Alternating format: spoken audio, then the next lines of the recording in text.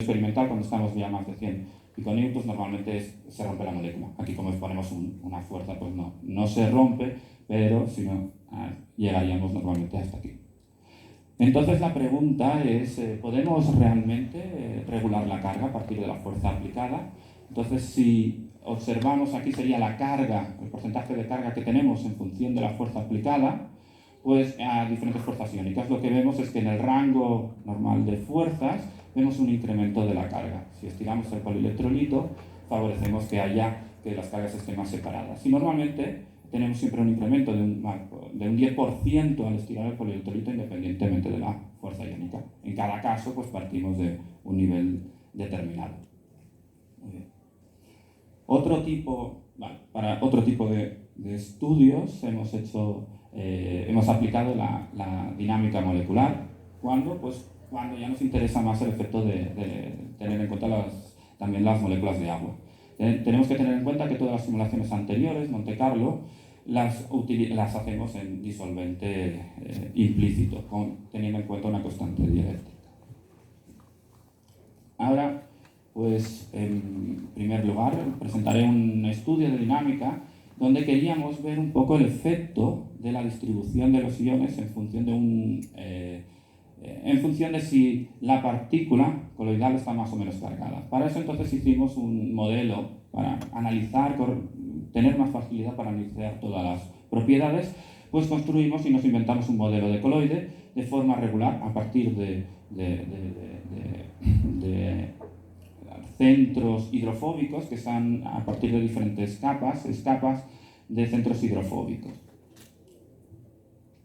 Lo que después pusimos en la última capa, distribuimos cargas en función un número de cargas determinado para tener en cuenta una densidad de carga experimental que queríamos pues, más o menos estudiar.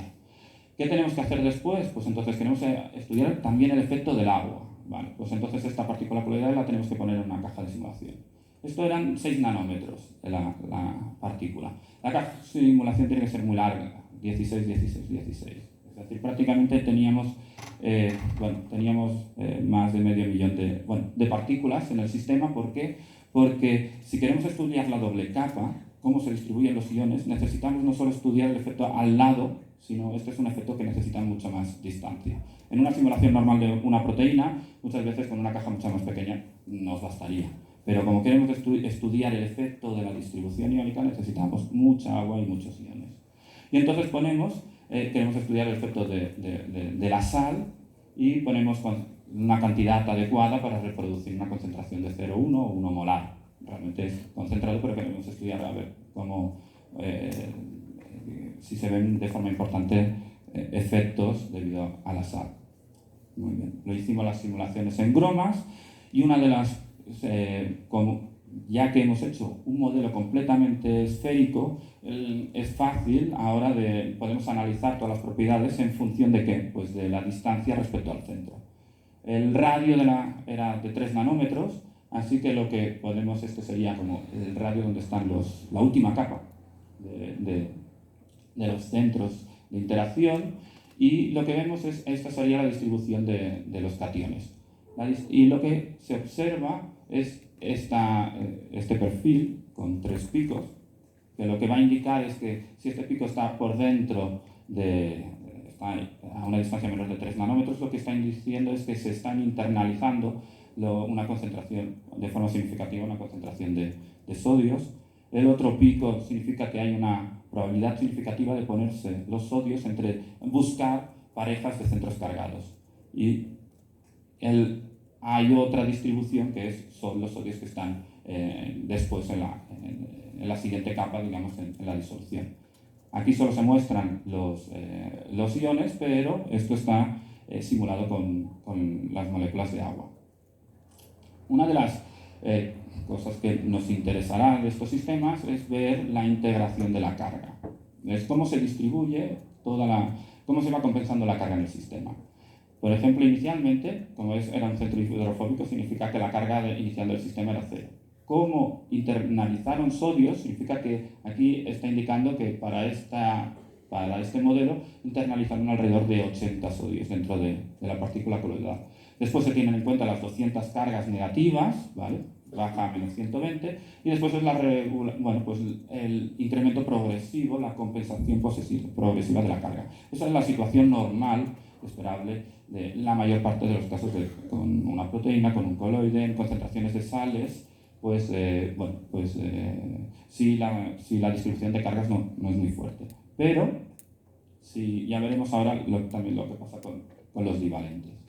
¿Qué vemos? Aquí es el resumen de lo que pasa con el análisis con cloruro de sodio, con una sal monovalente, y como es de esperar, si tenemos más sal monovalente, si tenemos un coloide que está más cargado, pues estos picos, la cantidad de sal incrementa. Pero más o menos la idea es que el perfil, se va distribuyendo la sal antes, en el medio de la capa y después. ¿Y qué pasa con el agua? Si hacemos simulaciones con el coloide hidrofóbico, el agua es incapaz de entrar dentro. ¿Por qué? Porque no hay carga, no quiere entrar. Pero si hacemos simulaciones con el coloide cargado, esto es la densidad de agua, pues hay una compensación entre los iones dentro, pero los iones también van llevando el agua. Es decir, cuando llevan consigo también moléculas de agua. Es decir, una carga, aunque sea un coloide hidrofóbico, pero bueno, si hay una carga a superficie, el hecho de tener cargas internaliza iones y los iones con sus aguas de hidratación. ¿Qué pasa si en vez de una disolución monovalente utilizamos las mismas concentraciones pero ahora con un ion divalente? Pues ahora observamos que los perfiles son, sobre todo, incrementa para un ion divalente el caso donde el calcio se pone entre dos centros cargados. No quiere estar tanto dentro, no le gusta estar tanto dentro, también hay el perfil de estar un poquito después en la disolución, pero gana el caso donde busca parejas de interacciones. Y eso lo que se traduce es que cuando, por ejemplo, hacemos en este caso más extremo, calculamos el perfil de densidad, tenemos que cuando integramos hasta aquí, lo que está diciendo es que se han situado, si hay 40 cargas, significa que hay 20 calcios más de los necesarios para compensar la carga. Por lo tanto, si miramos la partícula coloidal a una distancia un poquito más larga, inicialmente la partícula coloidal era negativa, pero si lo ponemos con iones bivalentes, entonces al final cambia y pasa a ser positivo. Ese es el efecto del overcharging, que si aplicas un potencial y con una sal muy divalente y con suficiente concentración, las partículas coloidales van al polo que inicialmente no esperarías, porque hay la inversión de carga. Muy bien. Ahora explicaré otro caso de dinámica molecular, donde queremos estudiar el análisis supramolecular de una enzima que está en la bacteria Helicobacter pylori. Esta enzima es la ureasa, y la queremos estudiar a diferentes pHs, y un poco el por qué es porque, digamos, la Helicobacter pylori, cuando infecta el estómago, puede sobrevivir a estos pHs pues, del estómago que son más extremos, depende de la situación y de la cercanía, digamos, a la pared epitelial, pues también hay un gradiente de pHs. La acción de la ureasa, sobre todo es interna, interna de la bacteria, a lo que coge es la urea para generar amoníaco, de forma que entonces va consigue subir un poco el pH. Entonces internamente consigue subir el pH, pero también hay otro mecanismo que se describe también experimentalmente, también es un poco, se propone pero no está claro, que como se ha observado que también hay algunas helicobacterias que parece que se sacrifican y eliminan la ureasa para ponerla, digamos, también de forma extracelular, y parece que para facilitar que el pH, cuando coloniza el Helicobacter pylori, esté dentro del rango de 5-7. Porque experimentalmente, si se estudia la actividad de esta proteína, esa actividad es activa dentro de 5 hasta 8, pero aquí a 8 no lo tenemos, pero bueno, de 5 a 7 sería activa, pero por debajo, pues entonces ya no es activa. Pues una de las cosas es, esto nos motiva pues para estudiar a ver por qué, digamos, a diferentes pHs, si cambia su estructura, o si podemos aprender algo y si podemos relacionarlo con su actividad. Siempre pensando en las limitaciones que estamos utilizando la dinámica clásica y que no podemos estudiar reactividad. O sea, vamos a ver solo el efecto del pH en la parte conformacional. La ureasa es una proteína inmensa, es un dímero que se agrega de esta manera, a partir después de trímeros, y después hay 4 estructuras como de forma piramidal. En total tenemos 24 subunidades y aquí tenemos una visualización de las 2 subunidades, donde aquí tenemos el centro activo, que lo visualizo mejor en esta parte de aquí, donde en el centro activo hay 2 átomos de níquel y está rodeado pues, de histidinas y una lisina modificada, bueno, un residuo no natural. Esta parte del centro activo, seguro que con el pH también se modifica, pero no lo vamos a estudiar, sino lo que vamos a estudiar es solo la parte conformacional de la proteína. Muy bien. Entonces la idea es a ver si podemos tener alguna idea cómo podemos enfocar este sistema para estudiar el efecto del pH sobre la ureasa. Muy bien. Entonces disponemos del PDB, ¿vale? En total tenemos unos 10.000 aminoácidos y lo que hacemos es distribuir la carga en función de los pKs. A partir del pK tenemos una distribución de pKs, pero tenemos que asignar pues en función del pH que queremos estudiar, estos son los que queremos estudiar, una asignación de cargas. Lo que hacemos es a partir del semidián canónico, hacemos una asignación de estos. Aunque tenemos 12 subunidades que son dímeros que son equivalentes, no significa que todas las distribuciones de cargas sean iguales. ¿Por qué? Porque se ha distribuido de forma estadística.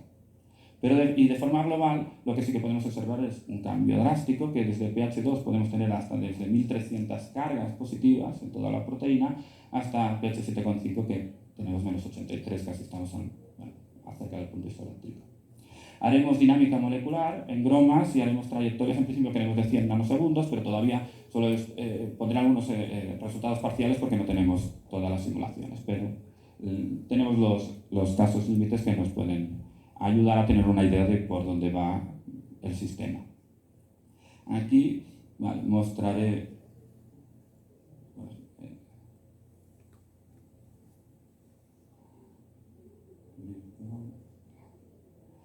esta sería una dinámica cuando lo estamos haciendo a 7.5, a pH cercano neutro. En rojo está marcado, bueno, en amarillo están los centros activos, los níqueles que están protegiendo el centro activo. Esta es una proteína que el centro activo no está descubierto, sino está hay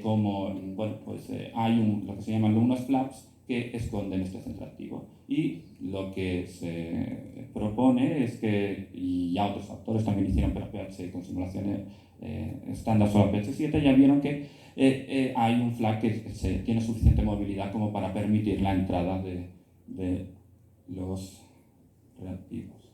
Si ahora vemos qué pasa a pH 2, nos fijamos en los flaps, vemos que hay un movimiento importante, ahora por ejemplo de este flap, también del otro, permitiendo la entrada y que sea accesible el centro activo. Es decir, el pH, o sea, aquí la bajada de pH, lo que nos vemos es que favorece la movilidad de estos dominios, permitiendo el acceso al centro activo. Bueno.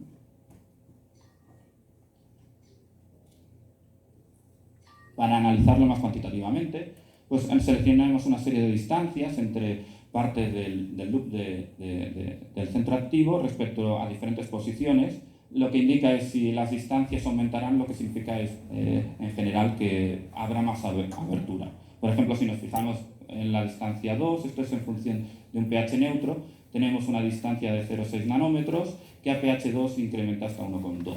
Es decir, tenemos una abertura, un incremento de 6 angstroms que permitiría la entrada de moléculas al centro activo. Pero, bueno, de todas formas también sabemos que a pH 2 no es activo, pero nos interesa para saber cuál es el efecto del pH. O sea, también sabemos que más o menos la proteína es estable o se activa a pH 7,5 desde 5 y 7,5, y también lo podemos observar un poco por la estabilidad. En las dinámicas tenemos más y tenemos que hacer más longitud, en algunas sí que las tenemos y es estable. Lo que sí que se ve es que a pH cercano al neutro es más o menos estable, pero a pHs ácidos todavía la estructura no ha estabilizado. Uno de los parámetros interesantes para ver si realmente la proteína es estable o no es analizar los enlaces de hidrógeno. Aquí analizamos todos los enlaces de hidrógeno de toda la proteína y lo que vemos es pues a pH neutro es la que tiene mayor. Y cada vez tenemos que es una disminución progresiva de los puentes de hidrógeno. O sea, estamos perdiendo una estabilidad interna debido al cambiar el pH. O sea, tenemos como dos efectos que uno, digamos, el pH facilita el movimiento, podríamos pensar que facilitaría la reacción, pero también estamos desestabilizando la proteína. Para analizar más en detalle los puentes de hidrógeno, analizamos lo que pasa con un dímero respecto a sí mismo y todos los demás. Lo que vemos es, y aquí vemos a pH 7 neutro, digamos, y a pH ácido 2. Lo que vemos es que, primero, tan solo hay interacción con algunos, porque claro, hay muchos dímeros que están separados. Aquí ya con esto podemos ver la conectividad. Lo que vemos es que a nivel cuantitativo, la mayor pérdida es consigo mismo, ¿vale? Es decir, es interna. Pero también es muy importante, digamos, la pérdida de puentes de hidrógeno entre las diferentes subunidades. ¿Por qué? Porque, aunque cuantitativamente no es tan importante, pero de forma relativa sí. Es decir, lo que une las diferentes subunidades teníamos que ser entre 20 y 25 puentes de hidrógeno, que al final se reducen a la mitad. Y eso es muy importante. Es decir, el pH lo que está es rompiendo estas uniones entre las subunidades. También para al final ver que realmente se está desnaturalizando, la proteína pH es más ácido, se correlaciona con el incremento de superficie que tiene todo el sistema a pH ácidos. Muy bien. O sea que no podemos explicarlo ni de lejos todo, digamos, estamos utilizando una técnica que no estamos utilizando reactividad, pero un poco el objetivo es tener unas ideas de cómo afecta el pH sobre la parte conformacional y la estabilidad. Seguro que también el pH afectará sobre la reactividad, el centro activo y todo el mecanismo. Pero esto, digamos, de entrada lo dejamos fuera de este estudio. Muy bien. Después, ahora quiero presentar, digamos, otro estudio donde realmente utilizamos simulación a constant pH. Porque hasta ahora estamos simulando, realmente eran simulaciones estándar, pero con una carga determinada que corresponde a un pH adecuado. Hay otro tipo de técnicas al estilo de las que estamos programando en Monte Carlo, que es que la protonación vaya cambiando durante la dinámica. Utilizamos, pues estamos empezando, llevamos un tiempo relativamente corto, pero analizando a ver cómo funciona la simulación en estos algoritmos implementados en Amber. Y como caso modelo para estudiarlo hemos escogido un péptido pequeño el ácido poliespártico. Es pequeño, pero es complicado, digamos, porque podemos poner cargas negativas en todos los residuos. Es decir, es un caso extremo donde completamente el péptido puede estar cargado o descargado.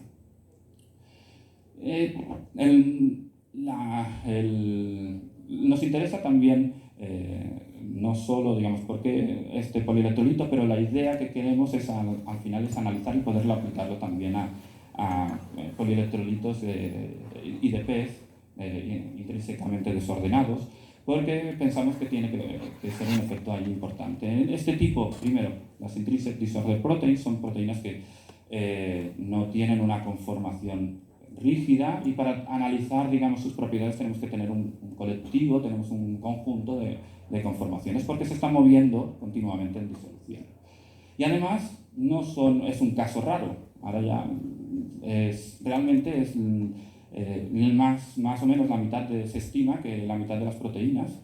Muchas no se pueden cristalizar, no por las condiciones, sino porque es difícil encontrar, es porque son muy móviles. Y en el cuerpo no están rígidas, se están moviendo. Porque su modo de acción, de interacción, pues está relacionado pues, con esta flexibilidad. También hay que notar que hay veces que hay proteínas, que es una mezcla, tenemos la proteína con una parte que es rígida y hay una cola que muchas veces no se ha podido cristalizar en ninguna de las condiciones y es porque es intrínsecamente desordenada. Y su flexibilidad pues también se especula que también está relacionada con la interacción con otras proteínas. ¿Qué hacemos? ¿Cómo preparamos el sistema? Pues utilizamos pues el módulo de Constant pH de Lambert 18, preparamos la cadena del poliaspartico, elegimos una cadena pequeña, aspartico solo 10, pero hacemos simulaciones muy largas, en muchos casos de 300, 400 nanosegundos. Y ponemos con el efecto con agua explícita. Pero ahora explicaré y cómo funciona, ¿no? ¿Cómo lo hace? Porque uno de los... primero, tenemos que elegir, si tienes también se puede utilizar para una proteína. Primero lo que tienes que elegir es dentro de tus residuos protonables, pues tú eliges cuáles los que quieres estudiar y quieres estudiar la protonación. Podrías tener muchos residuos protonables, pero por ejemplo podrías elegir, de tu proteína son tan solo los del centro activo. En nuestro caso, pues es el aspartico y entonces defines definimos los 10 que tenemos y hay dos estados posibles, que puede estar o desprotonado o protonado. Y el programa de simulación tendría que cambiará sobre la dinámica entre uno y otro. Se empieza con uno de los dos. Y entonces se hace primero una dinámica molecular convencional, o sea, se calienta el sistema y una vez que lo tenemos equilibrado, entonces hacemos la etapa de producción. Y durante esta etapa de producción se mueven las moléculas de agua y cada cierto tiempo lo que se hace es un criterio Monte Carlo para seleccionar si estos grupos asparticos los vamos a protonar o desprotonar. Pero ¿cómo lo hace? El problema es que cuando tenemos aguas explícitas es complicado. ¿Por qué? Porque entonces cambia la carga y también cambia la distribución de disolvente, porque va cambiando la carga, y en una dinámica que es lineal en el tiempo, eso es difícil de implementar. ¿Cómo se hace? Pues un poco es utilizando yendo al modelo que he explicado anteriormente en el grupo. Lo que se hace es, se eliminan todas las aguas del disolvente y entonces se trata el polielectrolito como un polielectrolito con un medio continuo. Y después se hace el criterio Monte Carlo, que es equivalente al que utilizamos, solo que como no hacemos un centro, sino también en el polielectrolito hay otros átomos cargados, pues se tiene en cuenta también la energía interna. Después, pues, ¿qué puede pasar? Que nos acepte, entonces continuamos otra vez la dinámica, o que se acepte, pues entonces cambiaremos y lo que antes era el aspartico desprotonado, pues igual lo protonamos. Y otro que está protonado, pues se desprotona. Es decir, se va haciendo al azar. Y esto pues se va repitiendo de forma iterativa durante toda la simulación, el tiempo de simulación que se haya especificado. Pondré tan solo unos resultados, rápido en el sentido, pero la idea es, hemos hecho simulaciones a diferentes pHs de este polielectrolito, estos son los diferentes residuos, y lo que analizamos es, por ejemplo, la propensidad alfa. En general vemos que hay una propensidad de 50% de que esté en alfa y otro porcentaje en otras conformaciones más random, y lo que vemos es que con el efecto del pH, pues esto hay un equilibrio entre unas estructuras, normalmente son helicoidales, pero no son equivalentes. Y hay un efecto, pues, primero, las formas desordenadas, si las analizamos en detalle, son diferentes de forma promedio, y también, por ejemplo, a pH 5 tenemos los clústeres principales, tenemos entre diferentes estructuras, una que es alfa y otra más desordenada. Es decir, lo que vemos es que el efecto del pH nos está cambiando la conformación. Pero eso también lo podríamos observar también si estamos simulando a diferentes cargas. Pero el problema es, bueno, yo quiero simular diferentes cargas, pero ¿qué carga le pongo a este aspartico? ¿Le pongo el negativo al otro? ¿Qué criterio decido, no? Que lo bueno de esta técnica es que él va decidiendo qué asparticos están protonados, desprotonados y van cambiando durante la simulación. Otra de las cosas que podemos analizar es el pK que resulta durante la simulación. El ideal sería el pK de 3,85. Pero lo que se simula es por el efecto de interacción entre todos los residuos, al final sube cuando estamos a pH 5 a un pK también aproximadamente de 5. ¿Qué está diciendo eso? Significa que si miramos el grado de protonación a ese pH 5, pues tenemos que hay un grado, este sería el grado de protonación, más o menos el 50%. Es decir, a pH 5, durante el tiempo se van poniendo de acuerdo y el 50% está a veces protonado, está a veces desprotonado. Otra cosa que no, si lo hiciéramos con una dinámica clásica, tendríamos muchas veces que elegir o todos, o todo, o ninguno. Bueno, también podríamos decir uno sí, uno no, pero ¿con qué criterio? Muy bien, entonces, bueno, vemos que la inclusión del pH y en las dinámicas pues puede ser importante porque puede estar acoplado a la conformación y también con estados de carga que están simulando. Si el pK al final es cercano al pH que tú quieres simular, puede ser muy importante. Muy bien. Ahora, cambio de tema, es sobre aplicación a la quimiometría para analizar o clasificar proteínas. Un poco la idea es, por ejemplo, en técnicas que usar pues es muy ampliamente utilizado la utilización de descriptores moleculares. Tú tienes diferentes moléculas y la idea es de pasar las moléculas a una colección, a un vector de números. Y en función de la representación que utilices, si utilizo una representación bidimensional, pues puedo calcular una serie de propiedades. Si tengo en 3D, pues podría calcular el momento dipolar, por ejemplo, distribución de cargas, etcétera. Pues tengo una colección muy amplia de descriptores moleculares y se pueden utilizar, por ejemplo, software. Para tener una idea, por ejemplo, software disponible, pues se calculan más de millar de descriptores. Tú eliges el tipo que quieres, pero hay muchísimos. Pero, ¿qué pasa si queremos esto aplicarlo a clasificar proteínas?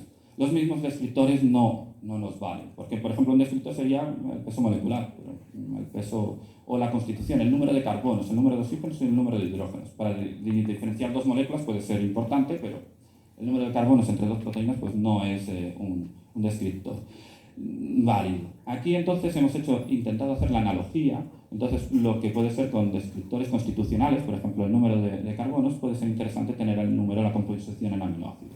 Entonces, para clasificar las diferentes proteínas, uno sería tal cual, simple, el número de aminoácidos, pero si queremos estudiar las relaciones entre ellas, seguramente las proteínas están interaccionando y lo importante para la interacción es la superficie. Pues, de alguna manera tenemos que pensar en descriptores que caractericen de alguna forma la superficie.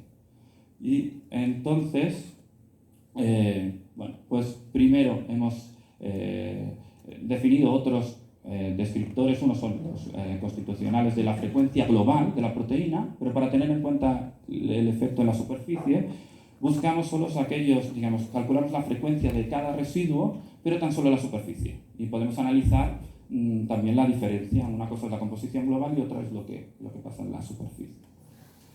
También hemos hecho otros descriptores teniendo en cuenta, puede ser que no sea solo importante que uno tenga más hidrofóbico e hidrofílico, sino el entorno. Es decir, por ejemplo, yo tengo una alanina tanto en una proteína como en la otra, pero una alanina está envuelta, rodeada de residuos hidrofóbicos en una proteína y otra está rodeada de residuos hidrofílicos. ¿Cómo tengo esto en cuenta? Pues entonces es haciendo un descriptor donde haga la suma de un parámetro que tenga en cuenta la parte hidrofóbica e hidrofílica del entorno. Para tener en cuenta este carácter hidrofóbico e hidrofílico, hay diferentes escalas, depende de la técnica experimental que se utilice. Pues bueno, buscamos varias escalas, hasta 17, y entonces las hemos probado para ver cuál va la mejor. De todas formas, de forma general, si te da que un residuo está en un entorno hidrofóbico, tenemos valores positivos, y en un entorno hidrofílico son más negativos, de forma. Pero, bueno. Muy bien, pues entonces la idea ¿qué es? Es intentar con estos descriptores a ver si podemos separar las proteínas y clasificarlas, analizarlas.